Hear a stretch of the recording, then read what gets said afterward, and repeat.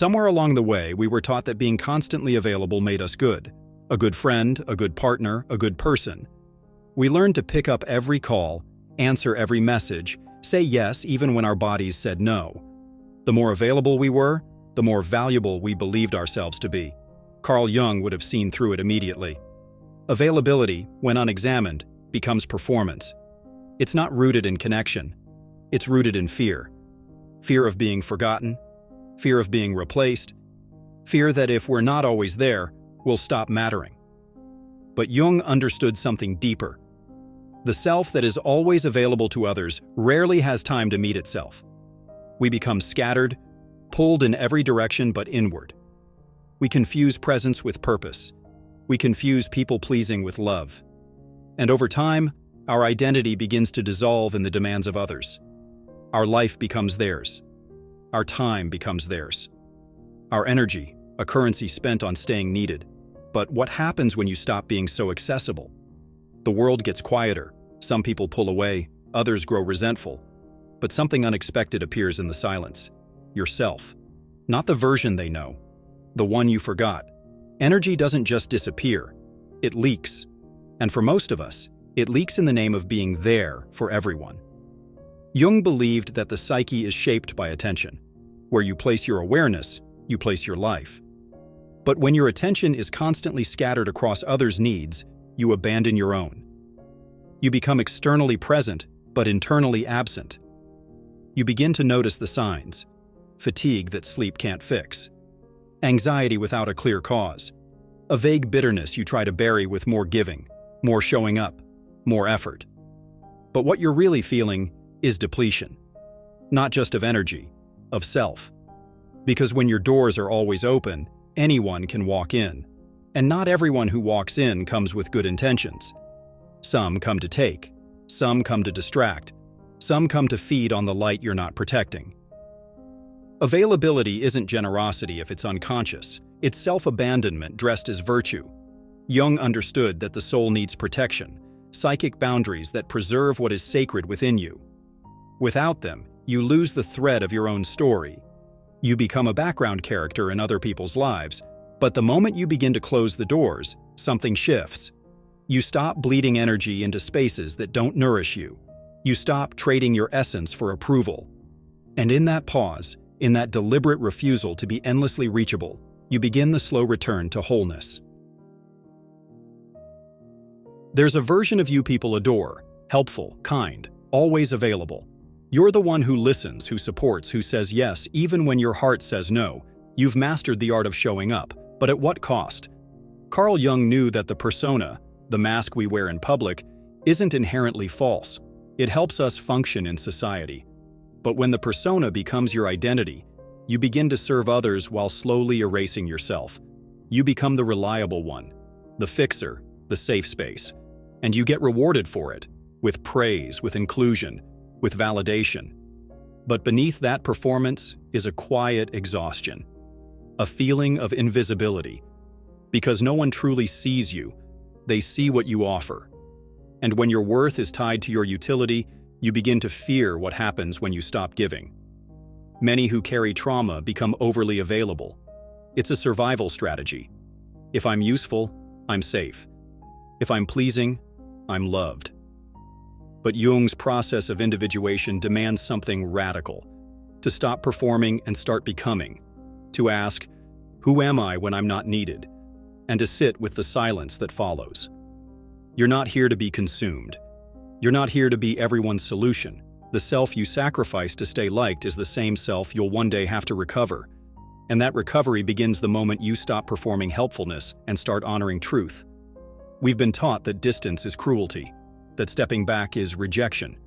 But Jung would call it medicine. Withdrawal, when chosen consciously, isn't punishment, it's preservation.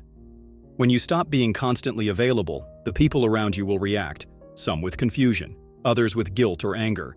Because they weren't just used to your presence, they relied on it. Your availability became part of their identity, and when you withdraw, even lovingly, you disrupt the pattern. But that disruption is necessary, because presence without boundaries becomes expectation, and expectations, when unmet, reveal the true nature of the connection. Were they loving you, or the role you played? Were they seeing you, or using your light to avoid their own darkness? Withdrawal makes this visible. And in that visibility, you find clarity. You learn who respects your no, who can hold your silence without punishment, who still sees you when you're not performing, to reclaim your time, your space, your energy. It's not cold, it's courageous. Jung knew that the soul can't evolve in constant noise. It needs solitude. It needs disconnection from the external so it can reconnect to the internal. You don't owe anyone your constant presence. Your withdrawal isn't abandonment, it's alignment. When you step back, you stop feeding the illusion. So many relationships, personal, professional, even familial, survive on momentum, not mutuality. As long as you keep showing up, responding, giving, the performance continues. But the moment you withdraw, something real begins to surface. Carl Jung understood that distance is more than separation, it's revelation. When you stop pouring your energy into a space, what remains tells you everything. Some people vanish when they're no longer consuming you. Others grow anxious, confused, or angry, not because you harmed them, but because you disrupted a pattern that kept them comfortable. And a rare few? They meet you in the quiet. They respect the space. They understand that presence isn't proved by constant interaction, but by resonance, a connection that remains even in stillness. Distance is a mirror. It reflects what was always there, underneath the noise. When you stop being so available, the relationships that were built on your accessibility begin to fall away. But what's left are the ones that see your boundaries as strength, not rejection. That love you not for what you offer, but for who you are when you offer nothing. And that's the beginning of authenticity, because connection without clarity is just performance with good manners. We often treat boundaries like walls, hard, aggressive, something to explain or defend. But Jung saw something deeper. Boundaries aren't armor, they're alignment, a sacred act of declaring, this is where I end, and this is where I begin. Setting boundaries isn't about control, it's about coherence. It's about choosing not to scatter your energy into spaces that violate your soul's rhythm. It's about no longer trading your inner peace for outer validation. When you say no, not to punish, but to protect, you begin to reshape your reality. The people who stayed for convenience leave. The chaos that once fed on your openness quiets. And in that silence, your real self begins to speak again. Jung believed the path to individuation, to becoming whole, required separation. You can't integrate what you constantly betray. You can't evolve while living for the needs of others. You can't awaken if you're always available to everyone but yourself. Boundaries are not selfish. They are sacred. They teach you where you belong. They protect the parts of you that are still healing. They keep the inner world intact when the outer one feels overwhelming. Every time you honor your limit, you send a message to the unconscious. I am no longer abandoning myself to be loved. There comes a moment when you realize the most powerful boundary is silence. Not because you're avoiding confrontation, but because you've outgrown the need to justify your limits. Explaining yourself becomes another form of negotiation, a subtle request for permission. But Carl Jung taught that true inner authority doesn't ask to be understood. It simply is. When you withdraw from the need to explain, you stop outsourcing your self-worth. You let go of the belief that clarity requires consensus, that your no must be followed by a reason, that your absence must be softened with apology. People will ask, why are you so distant? Why didn't you respond? Why aren't you showing up like before? And your silence, when it's clean and conscious, becomes its own answer. Because when you stop explaining yourself, you stop giving your power away. Jung understood this as the individuation process, the separation from the collective illusion of always being agreeable, always being available. You detach, not from love, but from performance. You disengage from the game of seeking approval, and in that space you begin to inhabit your truth without asking for permission to do so. Let the silence work. Let your boundaries speak. Let people feel the absence of your constant presence. That's not cruelty, that's evolution. When you stop showing up the way you used to, the world responds. And it doesn't always respond kindly.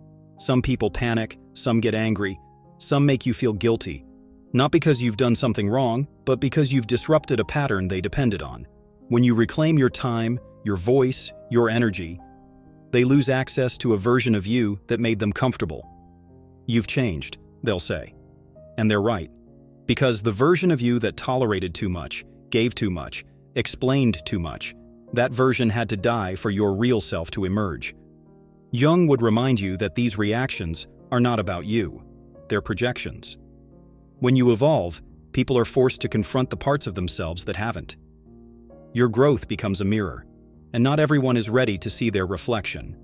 But stay the course. Because the ones who truly love you will adapt. They'll meet you where you are, not where you used to be. They'll respect the new pace, the new depth, the new clarity. They won't punish your evolution. They'll rise with it.